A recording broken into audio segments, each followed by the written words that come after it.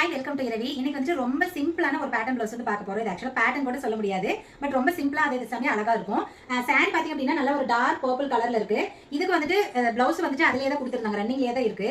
இதுக்கு நெக்கு பாருங்க, நார்மலா ரவுண்ட் நெக் தான் கொடுத்துருக்கேன். கோல்டு சாரி காப்பர்ல வந்துட்டு பைப்பிங் கொடுத்துருக்கோம். ரொம்ப சிம்பிள் தான். பட் ஸ்லீவ் பாத்தீங்க அப்படின்னா ஷார்ட் ஸ்லீவ்ல இந்த மாதிரி குட்டியா வந்துட்டு பஃப் கொடுத்துருக்கு. ஸோ ரொம்ப நீட்டா இருக்கும். நீங்க சும்மா போடுறதோட இந்த மாதிரி மைல்டான பஃப் வந்துட்டு ரொம்ப நீட்டா இருக்கும்.